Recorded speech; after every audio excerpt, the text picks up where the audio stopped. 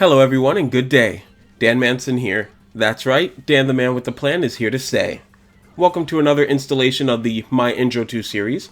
If you don't know what that is, welcome to the channel. Glad to have you here. This series, or mini-series, is going to cover most of the fighting games I played and how I've been introduced to them. Today's topic is going to be BlazBlue. So, when it comes to BlazBlue, I did not get into it until after Cross Tag Battle. And by after Cross Tag Battle, I legitimately mean after I was done playing Cross Tag Battle for a while. This was before Season 2 started, but I really enjoyed the gameplay of Cross Tag, and I figured for some reason that the BlazBlue franchise that it's based off of would have similar combat. So I looked up the game on PlayStation and bought it, and let's just say my initial jump into the game was met with, what am I doing? The controls were, of course, nothing like Cross Tag in the sense that in Cross Tag the attack buttons were A, B with the C button that was almost never touched for me, and a button that was used to switch characters. Obviously the character swap button wasn't going to be in the game, but I was curious to see what would replace it. So, BlazBlue Central Fiction, the game I ended up playing, had A, B, and C buttons, which were all very important, and a fourth button designated to something called Drive, which had different effects depending on the character that you were using. Starting into the game, I had no idea who I would start with, so I based my selection of characters off of who I played in Cross Tag. Hazama was my first choice, because I really liked how he played, and, well, that was a mistake. He was probably the hardest character for me when I first started playing the game, out of the ones I tried. So eventually I decided to start off with the poster boy instead and move on from there. So that led me to playing Ragna the Blood Edge.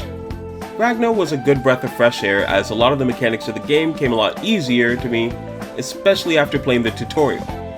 Eventually, someone that I know invited me to play the game, and since they have tons of experience with the game, they would go on to body me over and over again.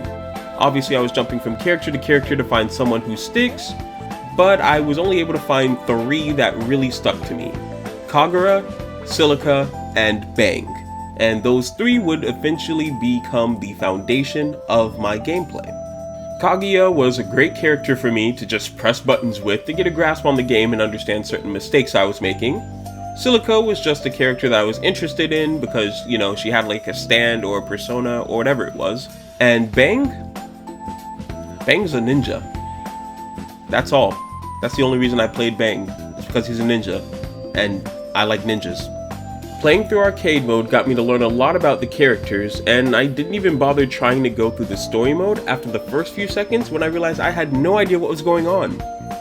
Recently, however, someone released a video talking about the entire story of BlazBlue, and if you all want to know the story of BlazBlue, it's about a 2-hour-long video, but you should definitely check it out. I'm going to leave the video link in the description below. He does tons of content that's very much like that, where he goes through not only the story of the game, but the developmental process of the game as well, and definitely check him out. It's worth your time.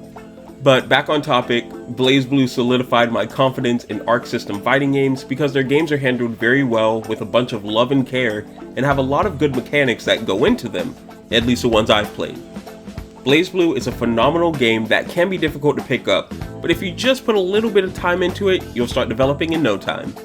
Thank you all for watching the video. Again, it's another really short My Intro to video because my experience with BlazBlue did not last that long.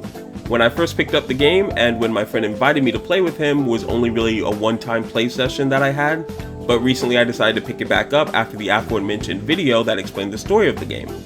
Learning the story of the game and a little bit more about the characters got me really excited to play it again, so the footage playing in the background is actually my recent return to the game and my first time going through the arcade ladder again with this character. I figured that I would go on and record my first time heading back in and cover the introduction to the series at the same time. If you liked the video, please leave a like. It helps me know that I'm heading in the right direction with these videos, and if you enjoy the content, please hit that subscribe button. But with all that being said, I hope you all have a great day, have a fantastic week, and remember, may your heart be your guiding key.